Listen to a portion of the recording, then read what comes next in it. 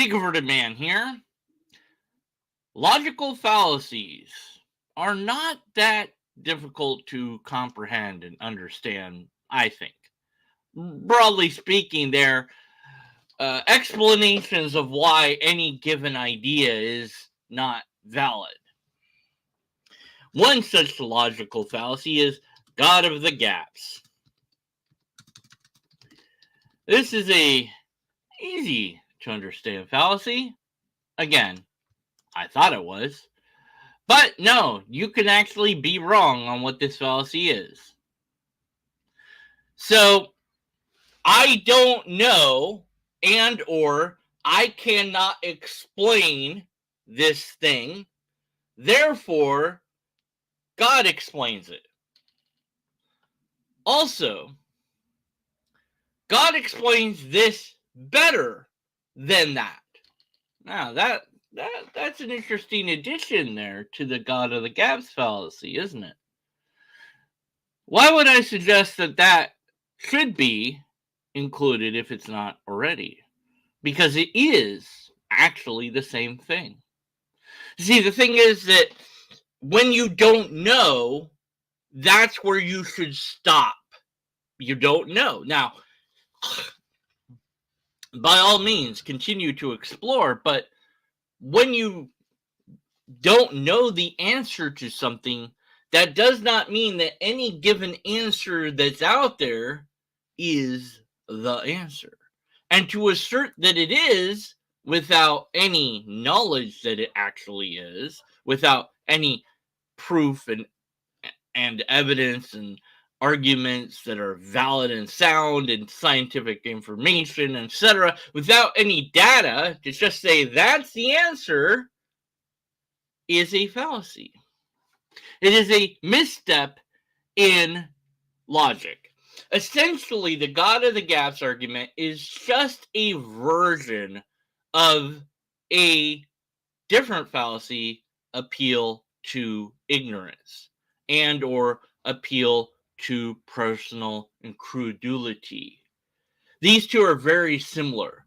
Appeal to ignorance. I don't know. So, I mean, it must be the government that did it. I don't know who did that thing. I don't know who killed that person. Must have been the government then. Because I don't know. So this answer that seemed, yeah, sure, that's an answer. So, okay, that's it. Appeal to personal credulity is like, I can't think of any other answer, so it's got to be that answer. The God of the gaps fallacy is just taking the answer and making the answer God. That's all. But how wrong can one person be on what a fallacy is? Well, sit back and enjoy the following, my friends, my foes, my robots, my men, women, boys, girls, etc. that are out there, miniature robots, I don't even know what you are, all of that. Anyways, here we go.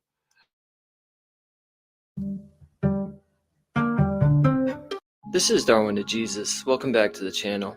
Today we're going to tackle a common accusation that atheists often make against Christians, the so-called God of the gaps fallacy. In case you haven't heard of this, I'll explain what it is. Then I'll explain why atheists are often misusing this phrase. Before I begin, I want to say that if I see any good responses to this video by an atheist, I will respond to the best one.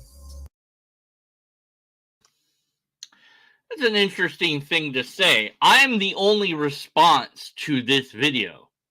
So that automatically makes me the best response to this video.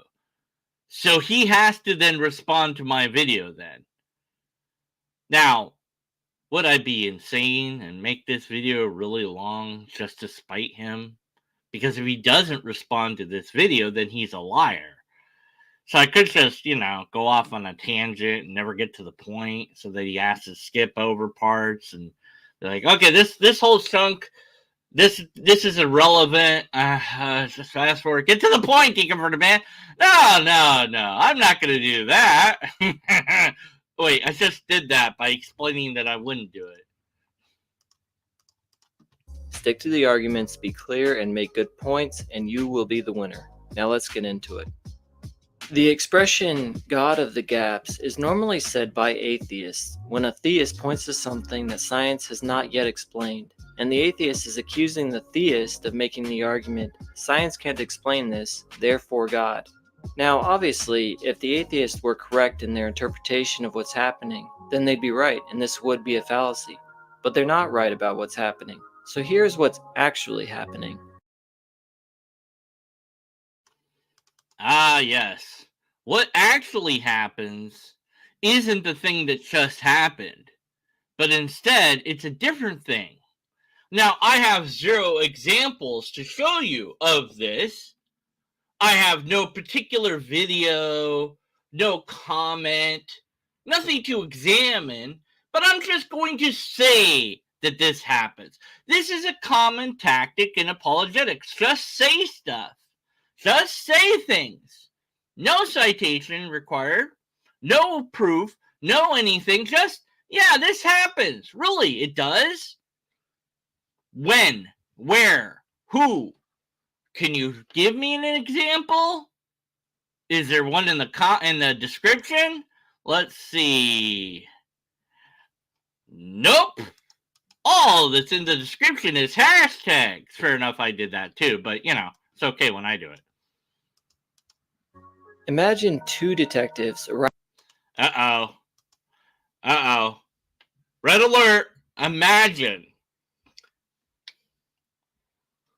Stop. Let's not do that. Let's not imagine. Okay? Let's just stick to, what was it that you said? The argument, you know, the thing that you're talking about, the stick on topic. So, do we really need an analogy, which is what this is? This is going to be an analogy or a thought experiment. Imagine this. Now, I've done that from time to time to illustrate a complicated point. And an argument to and or from analogy might be a rhetorically useful thing, but it can also be its own fallacy if the analogy is flawed. This analogy is going to be extraordinarily flawed.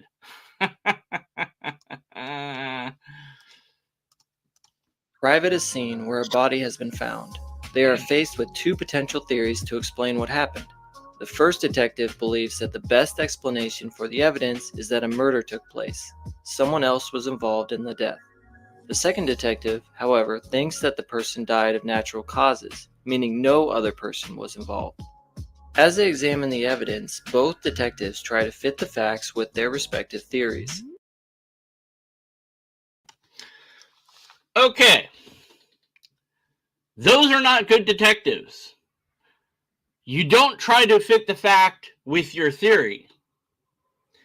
You just collect the evidence. That's it. And then you see where that evidence leads. But these 2 detectives don't really exist, and this analogy is already broken.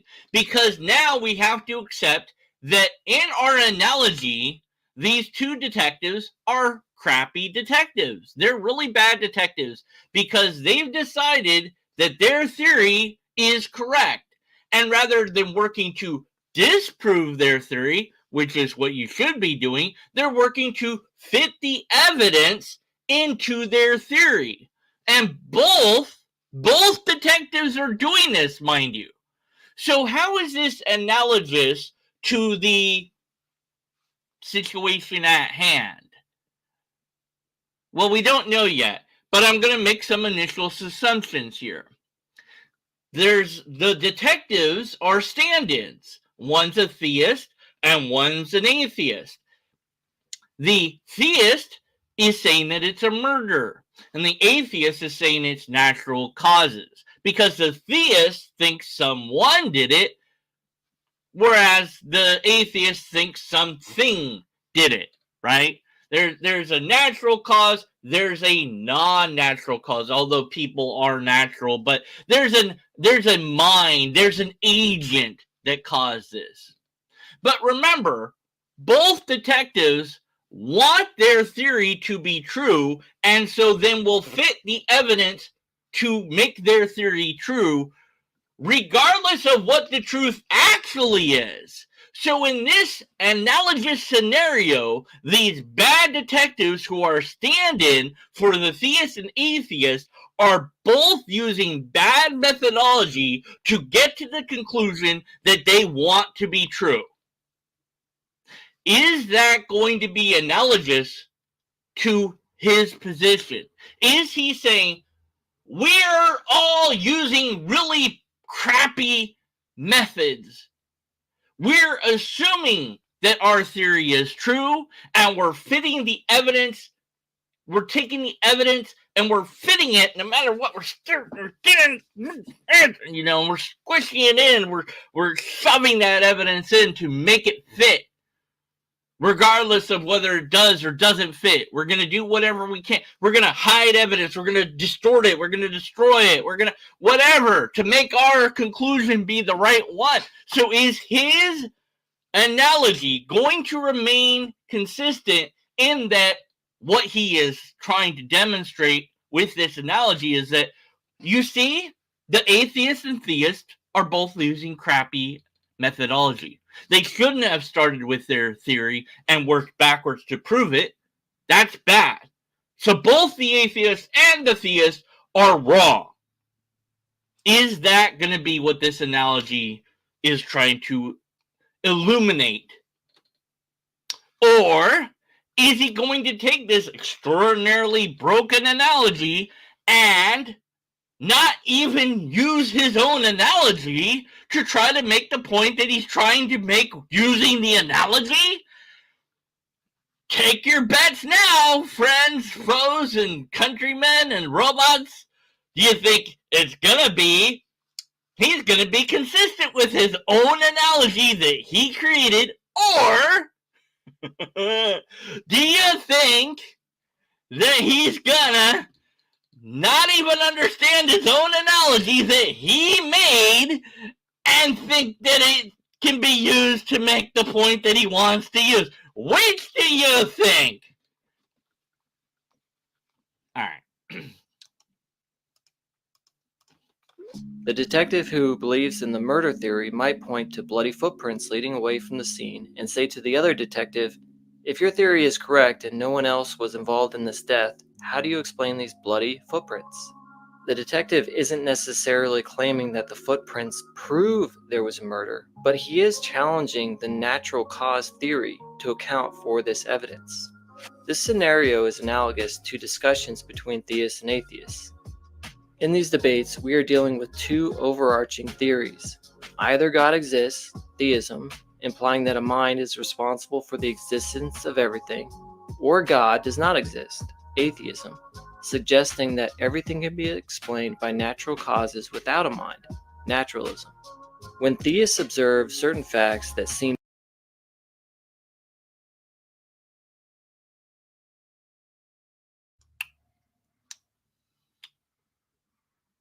But that wasn't the analogy.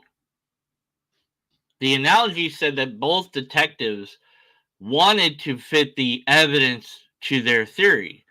But then one detective said, here are bloody footprints leading away from the body, not to make, and should have said that proves that there was a murder. But what the detective did instead was say that disproves, at least to some indication, your idea. Interesting.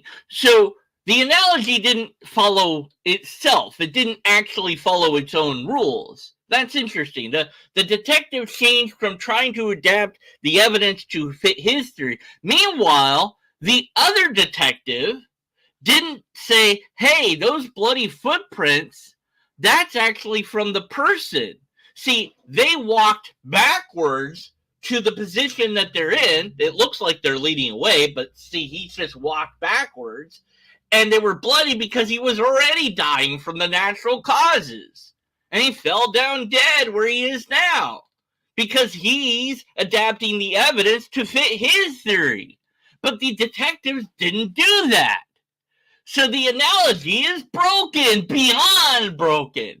And this is somehow analogous to what's going on in the theist-atheist debate.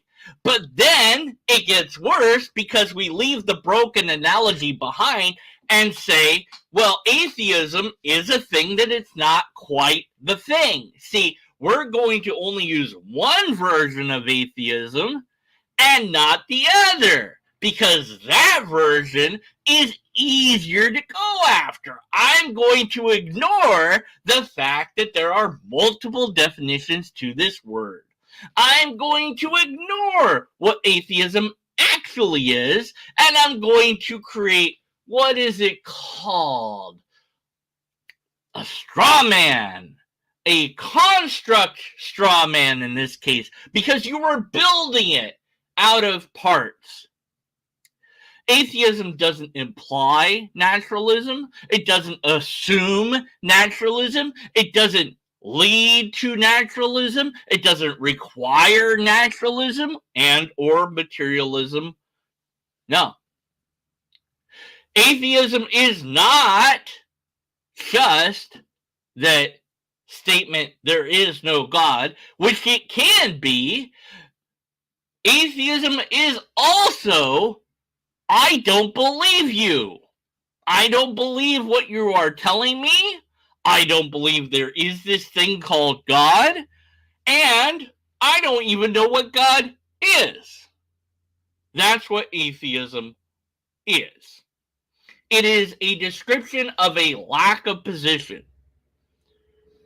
Regarding goblins, ogres, dragons, do you believe they exist? Or do you believe they don't exist?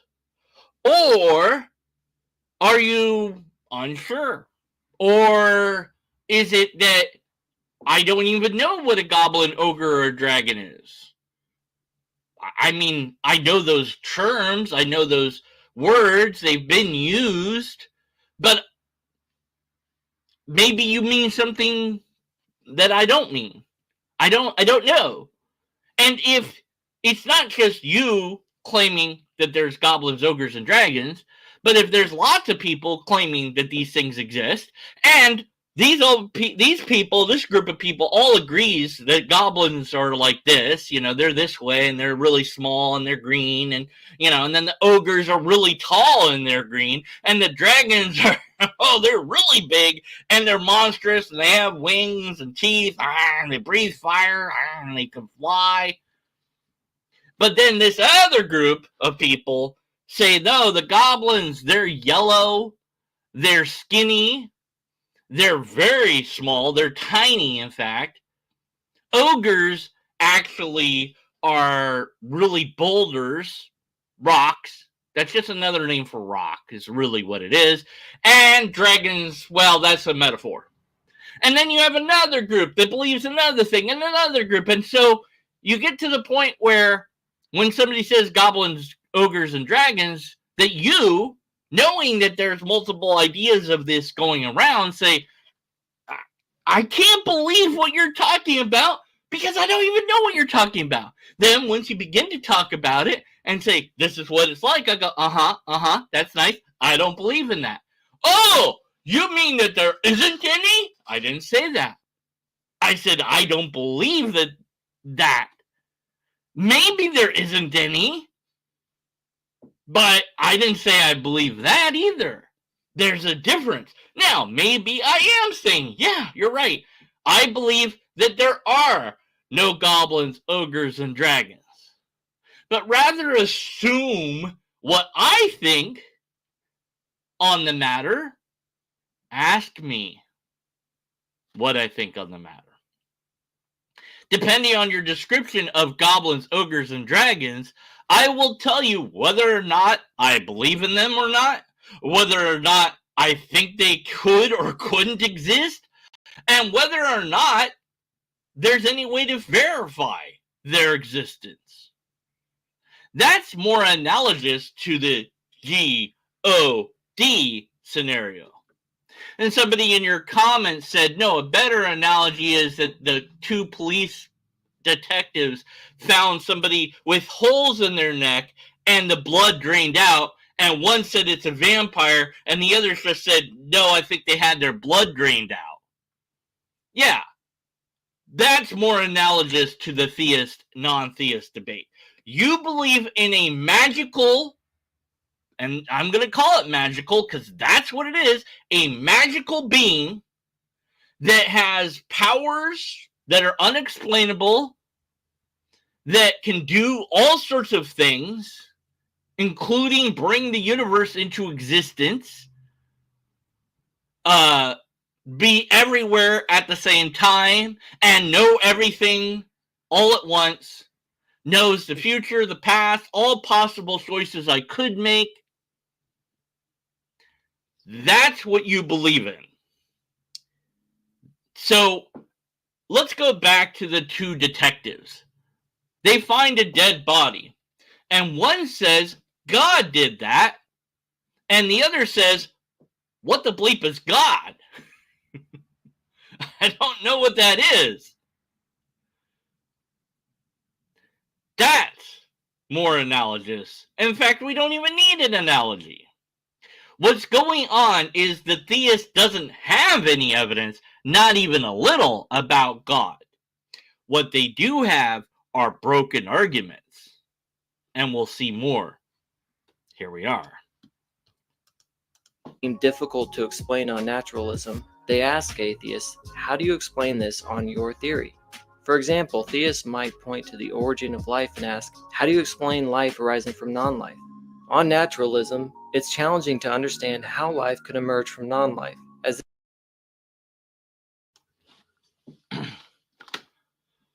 So, we're asking a question. How does this work? I don't know. And you're assuming things in this question, by the way. You're saying life comes from non-life. I don't know. Maybe it does. Maybe it doesn't. I don't know. And you're asking me to answer this question? Why would I know? I'm just some dude. Why are you assuming I would know? I'm not a biologist. I'm not a scientist. I don't study that stuff. So the best I could do is whatever science says. I don't know. Go learn the science on that. I know a little bit about that, but I don't know much about it. But the scientists too will say, well, here, it's really complicated, and here's how it works, and then here's some parts we don't really know for sure. And then the theist will say, aha, that part that we don't know about, God did that. They will say that, and they have said it, and that's the God of the gaps fallacy, which this guy will perform multiple times throughout this video. Well, he tries to say that it isn't the God of the gaps fallacy. He will do the God of the gaps fallacy. Spoilers. Sorry. But yes. So what if the answer is I don't know? How do you explain it on your theory? My theory? What do you mean my theory? How do you explain through naturalism or materialism this thing? I don't. I'm not a materialist or a naturalist. Oh, you must be a supernaturalist. Nope. Well, what the bleep are you, skeptic? What does that mean? Watch my video Not Suck. Explains it there. Okay. I don't make a claim regarding that. And the claims made regarding how that stuff works are backed by data, testing, evidence, models. Those are scientific in nature. And when we run into, I don't know, the scientists say, okay, we don't know. Let's figure it out. And so it's not my position. There is no my position regarding that unless I've made a claim about it. You are assuming that I have a position. You didn't ask me. You're just telling me you believe this, that, and the other thing. I do? Really? What else do I think and feel? Please tell me. I love when people do that. That's just wonderful. That's called sarcasm. It's actually, I'm saying the things, but I actually mean the opposite. You know, it's a bit of language oddity that we do. You're assuming that to be an atheist, I don't know why I put quotes around that. Well, no, I do know why. Because your version of atheist is a straw man. So you're assuming that atheist means you have to believe X, Y, and Z. That you have to believe that life came from non-life. You have to believe that to be an atheist. On your view. What do you mean my view? What do you mean my view? On my view? How does my view? I don't have a view. What do you mean? I don't have a view. Well, what are you saying? You're saying that life came. How does life come about? I don't know. Don't know. I'll go with science. Whatever science says. I'll agree with that because it's testable and demonstrably demonstratable, etc. Do you have anything like that for your ideas? Because you're making the claims, not me. I'm not making any claims to how life started, to how the earth came to be, to how the universe came to be. I am not making those claims, nor is any atheist, because atheist is not a world view.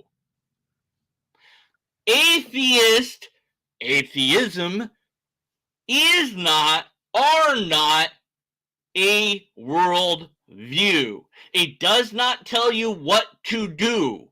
It does not prescribe ideas. It describes the position that you hold only because there's people out there that insist that there's a God that they can't prove.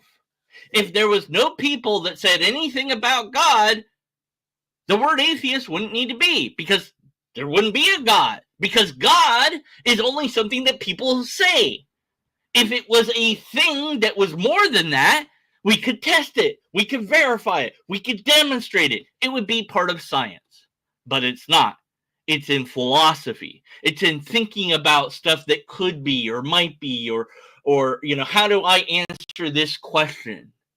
And instead of going about it in the scientific manner, I'm going to try to answer this question by deciding that this answer is the correct answer and then fit the evidence to match the answer. That's what he's doing. He already told on himself.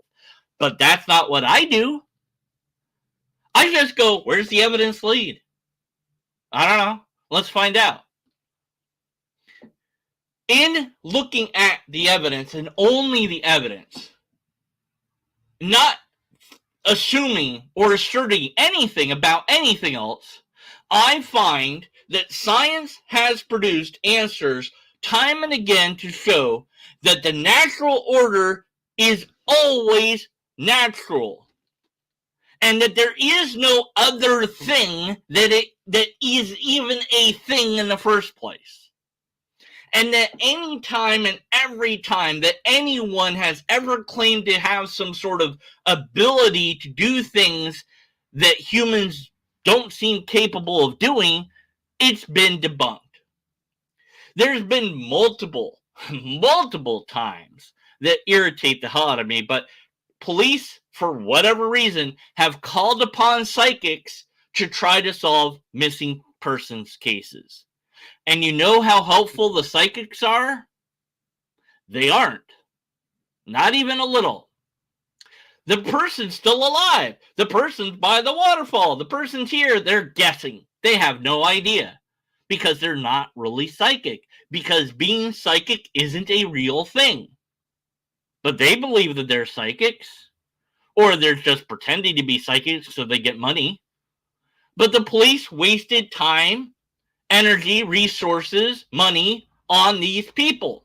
And the United States and Russia invested a lot of money trying to get people to do brain control. Men who stare at goats and look at the goats, make the goat's head explode, psychically control the goats. Seeing things at a distance. I can see what you're doing in that room. So I can spy on you remotely. And they wasted a ton of money trying to prove this stuff worked, only to find that it didn't do diddly. None of it worked. None of it did anything. Because it's not real. But there's still people that believe in psychic powers. For a long time, there was a man, James Randi.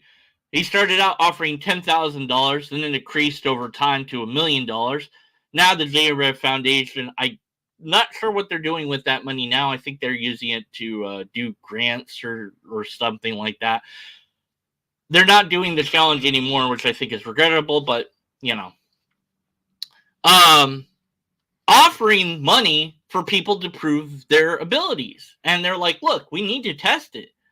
So they had a gal that said, I can see auras. She could see the aura above the person. So can you see them behind a wall? Yeah, sure. Okay, great. We'll put a bunch of numbered doors up, and we'll have people stand behind them. 1 through 20 or whatever. Which ones are they behind? And by chance, she should have gotten a few right. If I recall correctly, she got none, which was hilarious. Or maybe she got 1 or 2. Then there was another one that they tried to match the astrological sign to the person, and they had all the person sitting where she thought they belonged, and they said, okay, get up and move if she's wrong. And all of them got up. She wasn't right even once. By chance, you should have been right once, so she was unlucky on top of being a fraud. Time and again, when we attempt to test these paranormal, supernatural claims, they return 0, none, nada, zip, 0, zilch.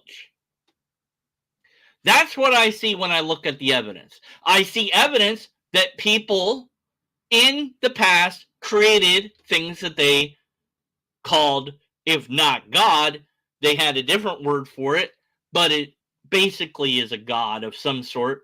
Some of them were very human. Some of them were more than human.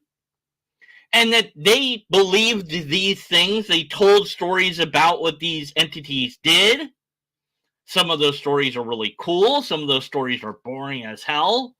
And that different cultures at different times invented different ideas about these entities that we today would call gods. And that's been true throughout time. I noticed that. And I noticed that every single time those entities that they're talking about stop existing the moment that those people stop believing in those entities. And that basically the idea dies. Usually with the society, but not always. And sometimes the idea mutates. It changes. The idea changes from one idea to a different idea, but a very similar idea. A pantheism, a multiple deity arrangement where there's many gods, one of which happens to be Yahweh, and one of which is Ashtra, who's Yahweh's wife, and there's some other gods that all have statues, and each god represents something. Yahweh's a god of war and a mountain god. And if you want to go to war, then Yahweh's your man. Yahweh's the god you want on your side. And he's really strong because he's a mountain god. But the problem with a mountain god is you could go to the top of a mountain and try to find God and not see God is there. So now God isn't a mountain god anymore. Yahweh's now a sky god. Where in the sky? I don't see Yahweh. Well, you know what? God is above the sky, out there in the stars. That's where Yahweh is. Yahweh is now a space god. Well, we could go to space. Yahweh is no longer a space god. Yahweh is above time-space god. That's keeping Yahweh safe from discovery or testing or verification. Yahweh mutated from one idea to a different idea. And the other gods that were there with Yahweh, screw them. We don't care about them anymore, and we're going to pretend that they were never part of our religion, even though they were. What about Ashra? Screw her. We don't need her either. And before that, we had Zoroastrianism. And before that, we had some other religion and some other beliefs. And every time that any person has ever thought that some spiritual mumbo jumbo is the cause for anything, they've been wrong. That's where the evidence leads. That's what the evidence points to. So your God is one of many gods in that chain that I see.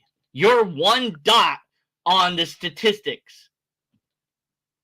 You're one more claim that's awaiting to die out. That's it. So when you tell me that there's a God, I go, right, that's nice. Good story, man. Be cooler if there was some goblins, ogres, and dragons, but it's just not true. That's where the data leads me. But please, by all means, continue with your false analogies, accusations about what atheists believe or don't believe because you think that we have a worldview even though we don't, because you need to make your argument, which you can't make unless you dismantle the other side. And do note, you will never actually make an argument for your case. You'll just declare victory after supposedly dismantling the straw man of the other side. This seems counterintuitive. However, on theism, it's much easier to explain because an intelligent designer, God, could have created life. This question is not a God of the gaps argument, where God is invoked simply because something is unexplained. Instead, it's a comparison of which theory, naturalism or theism, better accounts for the available evidence. Just like the detectives comparing their theories, the best explanation is the one that can account for the most facts in the simplest and most coherent way. Remember the analogy they used that was broken, where the detectives used the evidence to get to the conclusion that they wanted, even though they didn't wind up doing that? Yeah, that analogy that we're still using. Now it's a different analogy completely from what it started out as. Both detectives are looking at the evidence and coming to different conclusions. They're not fitting the evidence to match their conclusions, but now that's what they're doing.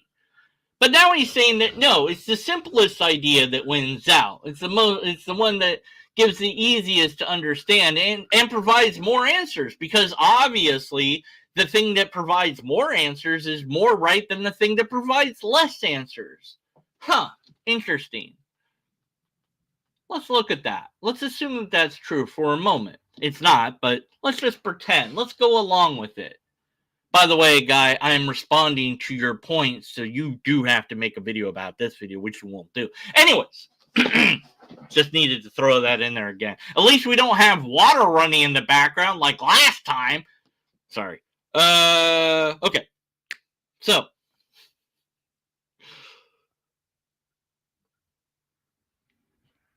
yeah, I screwed myself over by doing that, didn't I? Oh, it's not a God of the gaps argument, because we're not really just saying that God's the thing that explains the thing. We're saying that the God theory better explains things than your theory. What theory? I don't have a theory. What do you mean? Oh, your atheistic theory. Atheism doesn't have a theory. Oh, I mean naturalism. Okay. So you think that God better explains reality than actual science. Cool. That's nice. And you think that God is a simpler, more cohesive, more explanatory force for any given question. So why is the dude dead? Somebody murdered him. Why? Because God gave people free will. Why? Because God wanted to have a relationship with people. Why doesn't God stop it? Because that would negate free will. See, it's all God. That's so easy to understand. God's the answer. What's 1 plus 1? It's God, but also it's 2. Okay, sure. You think that God's an easier answer that will answer every question. I have questions. How does God's power work? How does it work? You say power, right? God has power, but how does that work? Now, this is a light bulb. It's off. It's on. It's a lobster. Wait, no. That's electricity, which is power.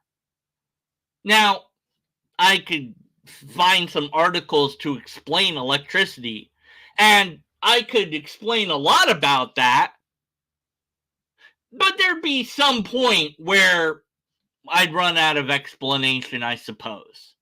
Why does the electricity go through metal and not rubber? Well, because it's non-conductive. But why? I don't know. Oh, but God can explain that. Really? God can explain why electricity doesn't go through rubber instead of metal? You said that God had more explanations than the naturalist theory, so obviously God should be able to readily explain why electricity doesn't run through rubber. Please, provide that explanation. But before we do that, let's take a step back because I want to know about God's power. See, I have power for this light bulb coming from energy, coming from electricity that behaves in certain ways that we can demonstrate and explain to some degree. So how does your God's power work? Where does it come from? It comes from God? How does that work? How does God generate that power? What does God look like? Wouldn't it have to look like something? If it doesn't look like anything, then what is it? What is it made out of? If it's not made of anything, then how does it exist at all? You mentioned that there's a mind involved. The only minds I'm aware of require brains. So what does your God's brain look like? How does that function? Where is it located? And more importantly than answers to these questions is, how do you know anything about your God actually? Come to think of it. But God can easily explain everything, right? More explanations than the natural explanations. Really? Okay. Please explain plate tectonics using God and God alone, without reference to any natural phenomenon at all, without any reference to anything except for God. How does God explain that exactly? Why is there a God rather than no God? Why your God opposed to some other God? Why did God do anything at all? What's God like? What's its personality? Does it have a personality? Does it have likes and dislikes? Does it have hair? Does it smell good? Does it smell? How long has it been around? Has it been around forever? Has it been around before there was a before? How does that work? Why does that work? Why did God make a realm called heaven? Where is that located? What about the angels? What's the point of them? What are they made out of? Where are they located? Why does he need them? Or does it need them at all? What about humans? Why make them? Now, let's get into the hell realms. Yes, why did it make hell? Why did it have angels that it built, knowing that the angels would rebel to become demons that now live in hell? Why do that? That seems really weird. What an odd choice to make. What's the point of any of that? They're at war. God's at war. There's a heavenly celestial war going on. Why? God's all powerful. Couldn't he just Snap out those angels that are demons now out of existence. Why keep them around? If they're just fighting a spiritual battle and not affecting Earth, why do that? Is it just for entertainment? But why do it actually? Because God already knows what would happen if it did it. So God's already seen that movie play out in its head. What's the difference from God's perspective between knowing what could be and experiencing the thing? Or is there any? I can picture eating an orange in my head, peeling it, yum, a little slice of orange. I can almost smell it, I can almost taste it, but it's different when I do it for real. Is that what it's like for God? Remember, you said God could explain far more than the natural realm. I'm just asking questions about God. And if you can't answer those questions about God, well, then that must mean that God doesn't actually explain as much or anything about anything. And if it happens to be that my number is greater than your number of things that it explains, although that list would be insanely large, I guess, but still, let's pretend that we construct our list because we're doing the pretend thing. But yeah, let's do that. I'll put all the things that are explained by actual science that actually can produce results that we can actually verify and test and make sure works in reality, and I'll say, here's my explanations, and you can put your little Bible up and say, well, here's my explanation for all that. And I go, oh yeah? Well, why did it use humans to communicate? Flawed humans. Why did it allow multiple translations to exist? Why did it allow copy errors to exist? Why did it allow this? Why did it allow that? Why are some things canon and not? In fact, who wrote the canon? How did they decide? And how does God explain any of that?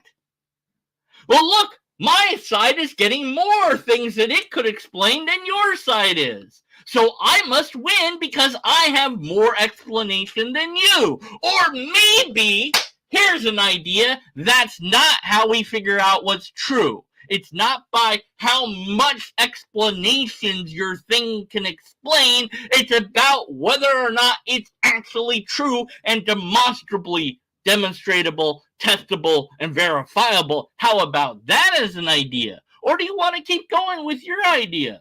Because I know I'll win, and I know you won't be able to produce anything on your side, not even a little. Because I have question after question after question about God and things that God can't hope to explain. How many angels dance on the head of a pin? I have more questions that you can't answer, that you can't even hope to answer.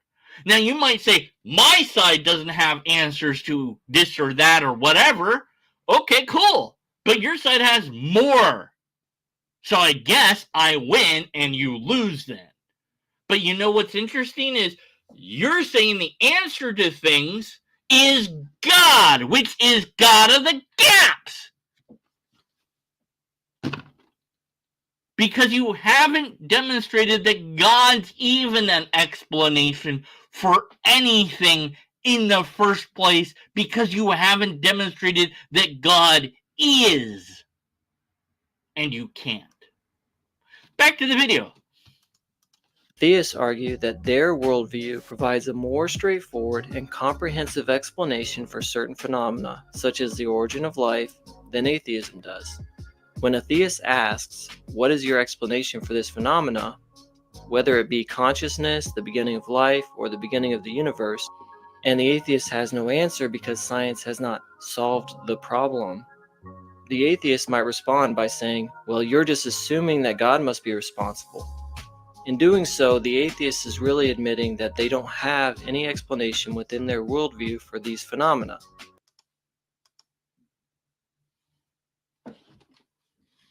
There is no atheist worldview.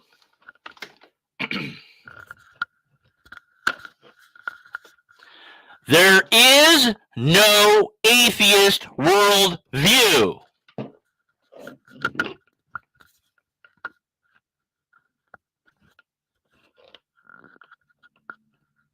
Is that clear? Do you hear me?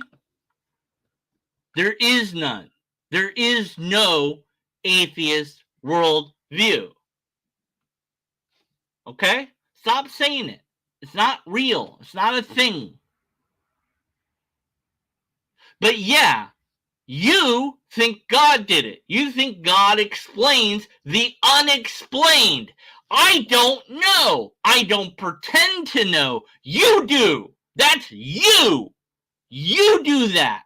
You pretend that you have an answer to those questions. I don't. I don't know.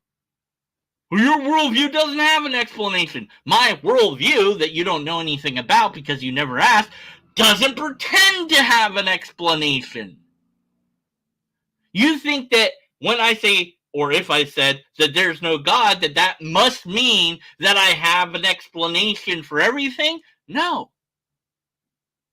But it's not God. You see, I don't need to know what the answer is to know what the answer is not. What's 1,000,000 to the power of 75,402? I don't know. Do you? Without using a calculator? Maybe you're really smart and do know. I don't know. But I know the answer isn't 0.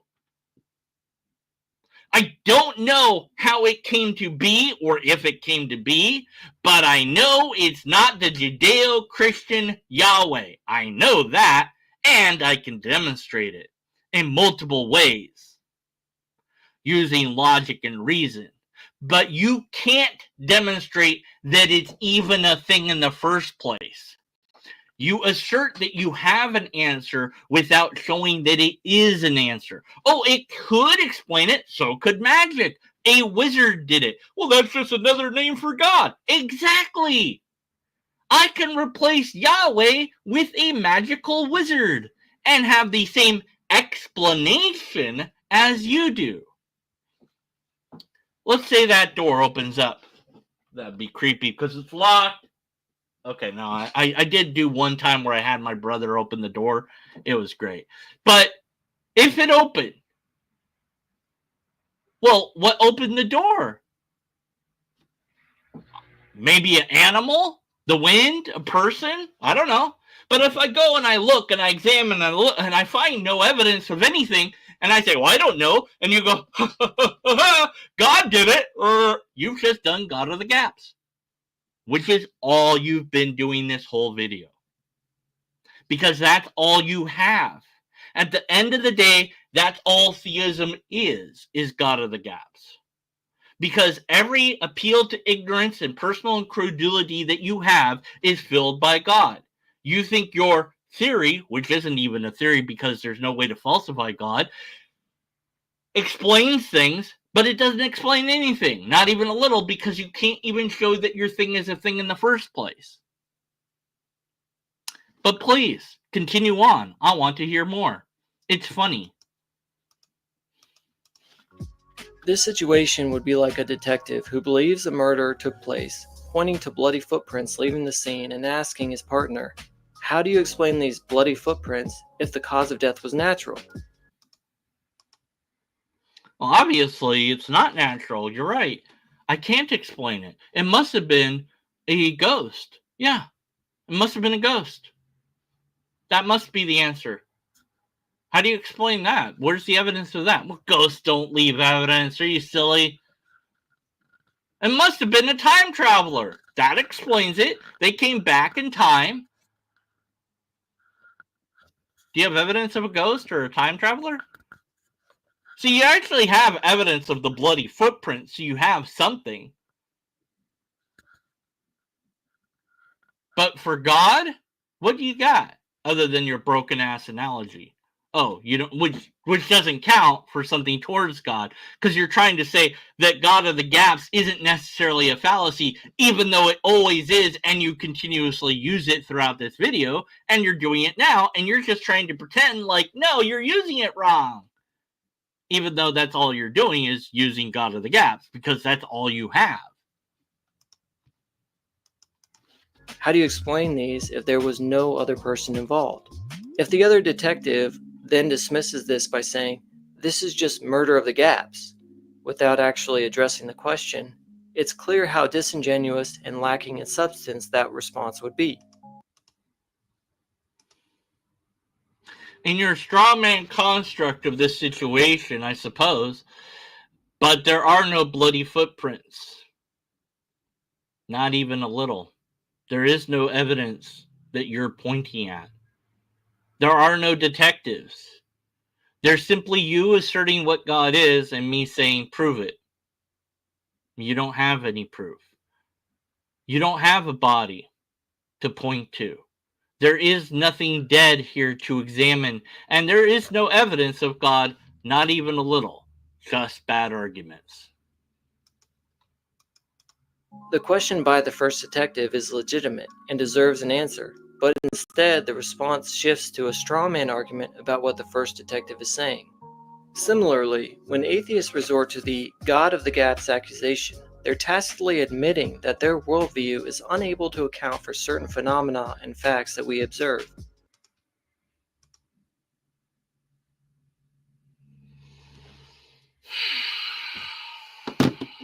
I have to make a decision.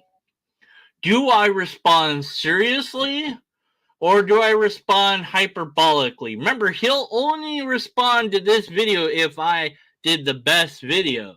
Since I'm doing the only video response, I must win by default, so he has to respond to this thing, right? So if I do something hyperbolic and silly, like flip him off at this point, he might use that as an excuse to not do the video response that he said he would do. But I really want to flip him off. Not for any reason that's logical or rational. I just want to do it. So I'm not going to do that. No. I'm going to be serious.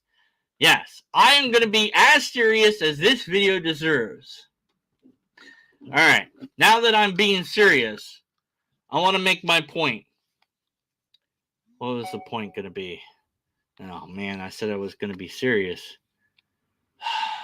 Better be serious. He won't respond otherwise.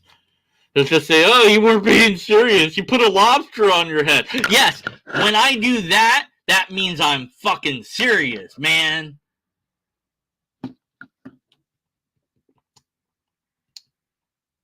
What was I saying? Something about... This is the part where I don't remember what I'm trying to say. Hey, director, that doesn't exist. What am I trying to do here? I don't know. You don't know. Don't you have the script? Take the lobster off your head. I don't want to take the lobster off my head. I like the lobster on my head. Leave my lobster alone. What did it ever do to you? Now, my lobster explains everything. Now, I know you don't know that, but actually it does. But see, you asking, saying, well, but that's just a lobster of the gaps, ignores the fact that it's not a lobster of the gaps. You're not explaining the evidence of the lobster being on my head. Where's your God now to explain lobster on head? Wait a minute. I actually thought of something just now. God, if it does exist, could do anything, right? Hey, God, take the lobster off my head. Make it go away. Make it vanish. Float in the air. Disintegrate into nothingness. God? Hello? God? No? All right. Satan! Hey, Satan, you want to destroy this lobster? Come on, buddy, old pal. Do it for Doug. Do it for that guy, Doug. You know, Doug? Yeah, he's a guy I met online. He's called Dig Doug. And he lives in these, like, underground caves, and he pumps little things full of air, and they pop. Okay, I've been playing a game, video games too many times, I think. So do it for Duke Nukem. Yes, do it for Duke Nukem. Wait, no. Do it for Blue Lobsters. Wait, Blue Sheep. That's what I was going to say. Do it for that. Uh-oh, I've lost my mind again. Do it for oh, no, it fell off! That must mean there's a God! Ah! Or, no, actually, that was gravity and didn't count. Oh, well. Anyways. I forget what the point I wanted to make was, or even if I wanted to make a point. I guess I just wanted to put a lobster on my head. Oh, right. I don't have a worldview. I have some worldview, but it's not the thing that you're accusing me of. And also the ongoing broken analogy that you're using is still ongoing brokenly analogous to nothing. So... Instead of acknowledging this, they misrepresent the theist position by asserting that we're saying, you don't know, therefore God. Yeah, but you don't know, therefore God. That you have said that multiple times, basically. You're saying that God explains this thing that isn't explained by natural phenomenon. You're saying that your God answers things that we don't have answers to. That's God of the gaps, buddy. Rephrasing it doesn't help you. But that's not what actually is being said. It's not, you don't know, therefore God must exist. But it is that. Rather, it's, you can't explain this on your theory, so my theory should be the one that we consider, because your theory fails to account for this. And my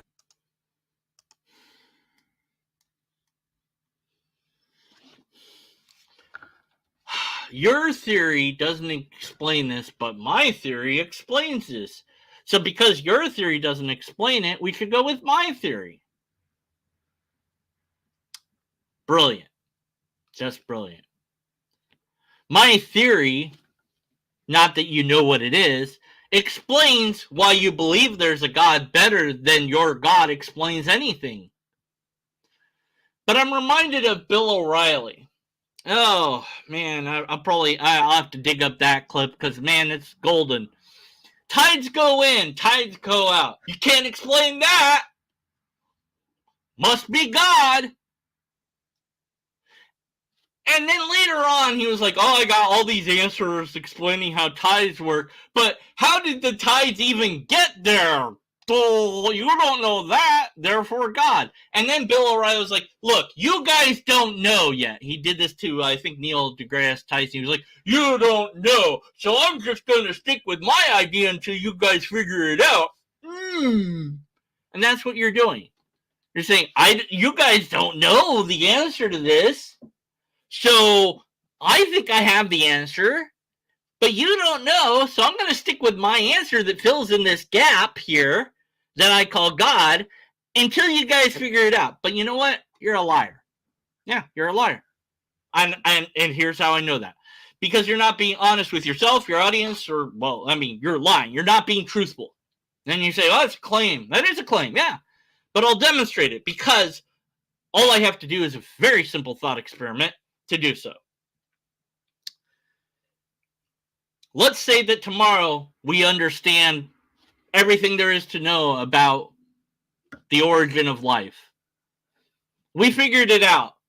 We have the answer. Here's how that works. Groundbreaking paper. Makes headlines everywhere across the globe. The scientists involved win Nobel Prizes. They have the paper. It's been reviewed by every scientist everywhere. It's like, yep. And the theists are running scared because they don't know what to do about it. Some are just ignoring it. Some are saying that it's false. Some say it doesn't prove anything.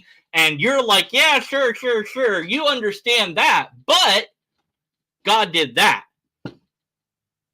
God did the thing that made that possible. Because you can always move the goalposts. And you will. The moment that we have an explanation for Z, which is currently unknown, you will then say, God did that. How do I know that? Because that's what theists have always done in the past. Lightning. God did that. God. Thunder. God. And St. Elmo's fire. God. That's God. No, don't need God to explain any of those things. Yeah, but God explains the thing that, yeah, sure, you explained it, but you didn't explain this, see? But that's not how we discover what's true. How we discover what's true is not to say, I explained X, Y, and Z, unless you can actually demonstrate that you've explained anything at all. How did the universe begin? Time travel. Yeah, I went back in time. I started the universe. I was bored. Yeah, I have a time machine. You didn't know that. Also, you're Jesus? That was me. I went back. I learned how to speak their language and I totally pretended to be Jesus. Since I have a time machine, I was able to switch out the water with wine. Use advanced medicine on the dude that was a leper to cure him. I cured the dude of blindness. I did all that. I made it look like walking on water. I wasn't really walking on water. It was an optical illusion that they couldn't have known about. And I did it all because I have a machine, a time machine. And I just pretended to be Jesus. And then I faked my own death, paid off the Roman guards to make it look like they killed me. And then I did basically a magic trick, an illusion, an escape, like escape artists do today, out of a cave that was guarded by at least 1 to 2 people, maybe 3, sometimes 4, depending. Also, they weren't there and they were awake, and also they were fainted. And then there was angels, but there wasn't angels, and also they were inside and outside of the cave, and also 1 woman was there, but actually 3 women, but actually it was on the evening and the morning, or sometime during the day, maybe, I don't know, and they were told not to tell anybody, but they told everybody, but they didn't tell anybody, but also they did. Because none of these things contradict each other ever. Anyways, after I did all that, I went back to the present just so that you'd have Christianity. And I know that Christianity is false because I invented the time machine to fake Jesus. Because I did that. Now, I have a perfectly adequate explanation for how Jesus came to be because I did that. I went in time. Now, I know, that's a pretty big claim to make, and maybe you want to see my time machine, right? All right, here you go. Yeah, no. Doesn't look like much. Looks like a ball. Yeah. But yeah, no, it's a time machine. Look, I mean, it is. It totally like, yeah. I mean, look, it's got like a light inside and everything. It's a time machine. That explains everything. Time machine. Better explanation than yours. Who says it's better and by what metric? I don't know. But I'm just going to say that it's a better explanation because. Now, my explanation beats your explanation. Now what? So I must be right. But there's something missing there, isn't there? But I'll leave that for you to figure out what the hell it is. You know. My theory has no problem accounting for this. So this is actually just an inference to the best explanation type argument. Another thing that I want to address is the misconception that if something is explained scientifically, then that necessarily entails naturalism, and that we should think if something has a scientific explanation, we don't need to ask any further questions. This is simply not the case. To illustrate, imagine 2 very smart ants studying a car engine. They could crawl around the engine, examine how it works, and even figure out the purposes of each part scientifically. They might learn that if certain components move, the pistons fire, and they could eventually understand the entire operation of the engine. But no matter how much they study it scientifically, they'd never be able to answer why the engine exists, or why the engine is put together in the way that it is. The question of why there is a working engine is entirely different from the question of how does this engine work. In this scenario, the engine was obviously designed, but a scientific ant focused solely on how things work might never come to that conclusion.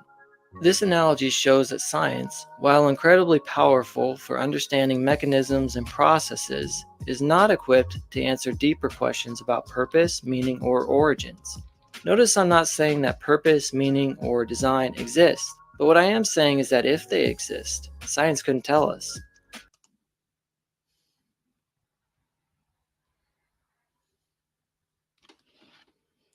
So you're saying that science can't do something if that something isn't real, but if it is real, then your explanation can explain it. Man, that's one huge hypothetical syllogism. If the thing that I think is real is in fact real, then my idea explains it. Science can't explore it if it's not real. Duh. But even if it was real, science couldn't say anything on it because reasons. And then that don't work, man. The why. There might not be a why. That assumes there is a why. But to say that science can't do that, I don't think you know enough about science to be able to say that. I really don't. I think that science answers how and why a lot. And I think that your God answer doesn't answer anything even a little bit. As far as why goes, you can ask why about anything in infinitum till you are at the lowest point of reality or the highest point of reality if you want. I don't know. Why is the nature of reality the way it is? I don't know. Why? Why is the law of identity? What do you mean why? It's just how it is. That's how it works. But why? I don't know. There is no why there. That's just, sometimes there isn't a why. There's a rock in the forest. And it's been there for millions of years, just chilling out, being a rock. And then a bear comes up and scratches its back on the rock. That's why the rock was there. It was for the bear to be able to scratch itself. No. The rock was just there. By the way, the scientific ants, if they could do all those things, could totally figure out why the engine was there. Because they could communicate with the humans because they're really smart ants. So that analogy didn't work. Also, ants don't have the sort of brain that could do that. Also, okay. But you're assuming that there is a why answer. And you said, if that is a thing, then your answer can answer the thing if it's a thing. But if your answer isn't a thing, and nor is the thing a thing, then your answer can't answer the thing even if it was a thing, which it isn't a thing, because you didn't show us that it was a thing. And how do you know that science can't answer it? And even if that's the case, so what? That doesn't make your answer the right answer. What you're saying is there's a limit on what this methodology can do. Oh yeah, I'm happy to admit my favorite methodology, logic, has a limit. And the limit of logic is we have to be able to verify that the premises are true. And the only way that I know to do that is to use freaking science, man. Science. Fuck yeah, bitch. Yeah, magnets. Woo. Why? But why? I don't know, man. Maybe there's not a why. Oh, God explains the why. Oh, it does? Really? Oh, let's find out about that, shall we? Because I could ask questions again. Why did God make it this way? Why am I this color? Yeah. Why am I not purple? I don't know. Why don't humans glow in the dark? God could have made us glow in the dark. Why not? Why can't humans see better than every other animal? Why can't we hear better than every other animal? Why do we have this shape of a head instead of, I don't know, a cube? Why? Can you answer that? Oh. No? So you don't really have why. You think that you do, but you don't. Why does God like the things that it likes? Because the things are holy. Why are the things holy? Because God likes them, or because they're holy on their own? If God likes them, then they're just subjective to God's whims. If they're holy on their own, then God doesn't need to be there for them to be holy on their own. Oh yeah, there's some dilemmas like that out there. But that's okay. We're not here to do thinking. We're here to do apologetics, right? Just like the ants wouldn't discover the engine's creator through scientific inquiry alone, we can't fully understand the why of the universe or life itself by only asking how questions. What's really ironic about all this is that atheists are often guilty of committing naturalism of the gaps. When atheists accuse theists of committing God of the gaps, they argue that theists are inappropriately filling in gaps in scientific knowledge with a divine explanation. However, this critique overlooks the fact that atheists themselves often engage in naturalism of the gaps. They assume that any gap in our current understanding will eventually be filled by a naturalistic explanation, even though they have no evidence for this at present. Hey, remember that thing I said a while ago about the whole thunder and lightning always being explained by natural phenomenon and never being explained by God? Remember when I did that? I don't know. I just thought that that was evidence of past events where people claim that God did something. We found out that, nope, we don't need God at all to explain that. And we noticed that people that believe in God just moved God around to explain the thing that we explained. Remember when I did that? I don't know. That seems like evidence to me that natural things or material things, the things that we actually have evidence of, will ultimately be the explanation for anything. But tell you what, I'm not doing naturalism of the gaps. I'm just doing my theory better explains things than your theory does. Oh yeah, we can do that too. We can 2Q quay you all day long. I could take your stupid broken argument and reductio ad absurdum it and flip it on its head and use it against you, rendering us both wrong. But I'm not going to do that because I actually care about informal and formal logic, unlike you.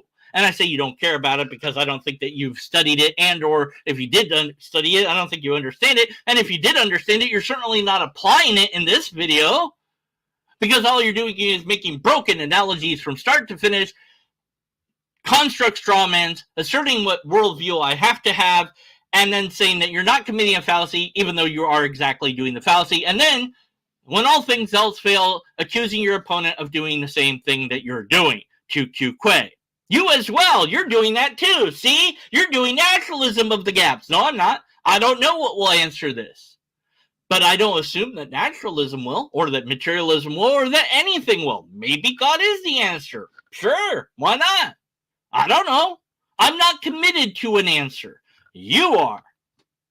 Whatever that answer is, I don't even know that we'll find it. I hope that we do. Somebody somewhere will. Might not be me. Probably won't be me. Most definitely won't be me. Unless it's something logical that I stumble into somehow. I don't know how that would work, but,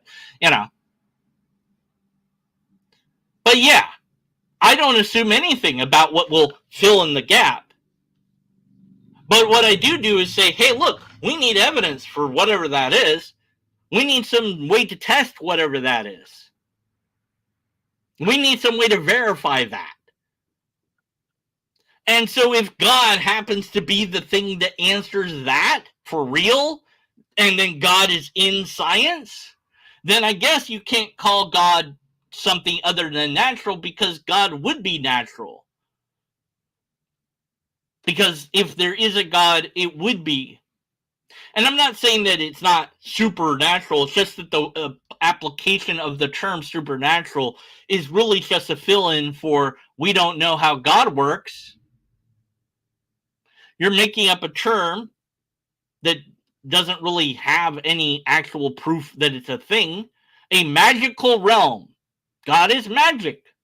That's how God works. So if magic fills in that gap, cool. But then we wouldn't call it magic anymore. We would know how it works. We would understand it and be able to explain it. We'd be able to test it and verify it. And we would label it. We wouldn't call it magic anymore, though. And we wouldn't call it supernatural anymore once we understood it, because supernatural is only defined by being undefined. The supernatural, just like God, explains the unexplained in much the way that magic does. In my hand, you don't see a thing. oh, there's a thing. Oh, magic did it. Okay, well, but your hand went down off camera, so you could have grabbed something. Yeah, I could have, but I mean, it's just because I'm looking this way and that way doesn't mean I picked up a thing. It's just appeared in my hand. Can't God just make stuff appear? Maybe God doesn't have a why. Maybe God just did it. No reason. Sometimes you just do stuff, you're like, why am I doing that? I don't know. Felt like it. Then the whole why this, why that, it crumbles. But I'm fine with that. If that happens to be the explanation, cool, great, wonderful. But I don't have that yet. So I won't assume that we will have the answer. I will not assume that the answer will be anything that I know or understand. I don't assume anything about the answer. You do that. That's you, not me. That's a you problem. Apologist guy, Jesus, Darwin, what the bleep's his name again? Darwin to Jesus guy. Anyways, we're almost done. This is essentially the same kind of leap that they are criticizing the theists for making. Alright, I think that about does it for this video. Thank you very much for watching. If you enjoyed this video, please like, comment, share, and subscribe to support the channel. I really appreciate that. And I hope you found this video helpful. Have a wonderful day, and God bless.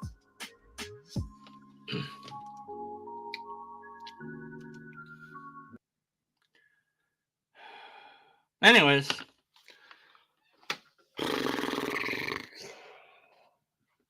So being that I'm the only video response that you've ever gotten about this video. To prove that God exists? Well, probably not. Probably. I don't know. I guess you have to do a follow-up video responding to everything that I said in this video. And if you do, I will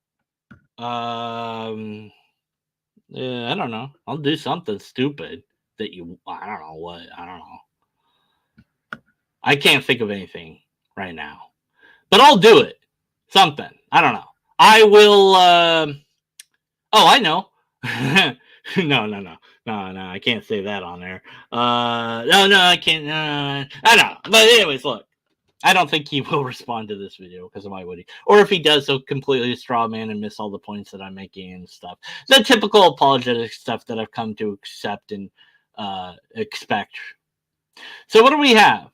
We don't have evidence of God. We don't have any argument for God. This video was supposedly explaining what God that we atheists aren't doing the God of the gaps, or rather that theists aren't really doing God of the gaps, that we pesky atheists just say that the theists are doing God of the gaps, all the while we're actually committing a naturalism of the gaps. Okay, cool. And let's just grant that tentatively for the sake of argument. What's your argument for God? Even if all that was true, so what? I still don't believe in your God. I still don't believe it's real or even could be real. I'm no closer to thinking that your God exists than I was before. Even if everything you said was true, I still don't believe in God. So what the hell was the point of any of that? You didn't show that I was wrong. You didn't show that you were right. So even if your video wasn't full of logical fallacies, it's pointless. But I responded to it anyways. Why? That's a damn good question. Sometimes the whys don't have answers. Sometimes there isn't an answer. But maybe, just maybe, we can use logic on it. And if logic is part of science, then your statement that we couldn't get to the why using science would therefore be wrong. Why did I respond to this video? Because it was wrong and it irritated me. I'm like,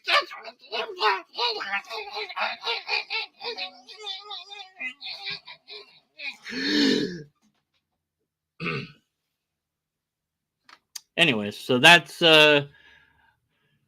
that's that, I guess. Thanks for watching and commenting. I saw that chat was going on. I didn't respond to anybody in chat, so I need to take some time to do that because none of them will comment on this video when it's a video.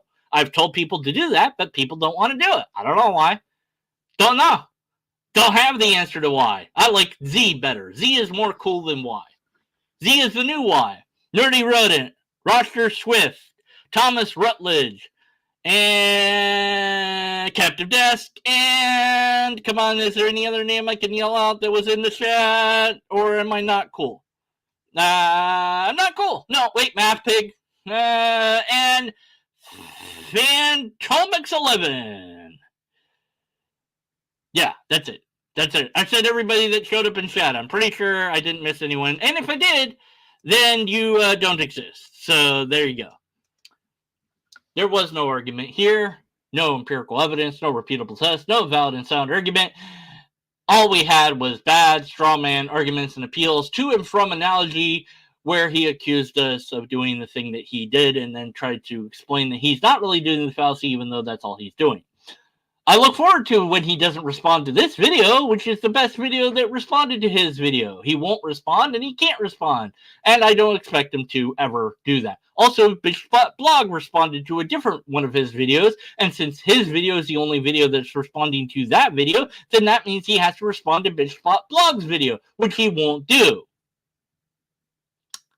So if you don't want to leave a comment on my channel, on my video that's here now that you've watched, after I hit the button and we're all done, you have to refresh a few times and leave a comment. Please do that for the love of humanity. I need to get, a little bit of notice from YouTube so that, some more people can be in chat and stuff. But, you don't have to. But if you don't, I'm sending the fucking frog after you. Oh, yeah. Don't make me do it. I'll do it. Think I'm joking. I'm not fucking joking. I'll send the fucking frog, man. Have you seen a fucking frog? Here's a fucking frog, man. It's a fucking frog. You want that after you? Do you? Well, you better comment on this video then. I don't care if you like it, though. Anyways, thanks for watching. I'm done. Until next time, be skeptical. And after that, stay skeptical. All right. That was pretty good. Wow, that was pretty good. Now we're done. Yeah, all right. Whew, only took an hour to debunk that nonsense. Yeah. Am I still on? Shit. Glad I didn't start stripping naked. That would have been embarrassing. We need to say something to end it. What should I say? I already ended it, though. I mean, I'm done. There's nothing more to say. You're supposed to say something silly. I'm saying silly. Silly? Tilly? I can't even say silly. Like, demand that Nerdy Rodent does something for you. I've done that before. That's an old joke. About Thomas. Thomas Rutledge? Yeah. Make him do something for you. Make him do something? I could ask him to do something. I don't think I can make him do something. Demand he does something. All right. What do you want me to demand of him? Something stupid. All right, cool. Hey, Thomas Rutledge! Do that!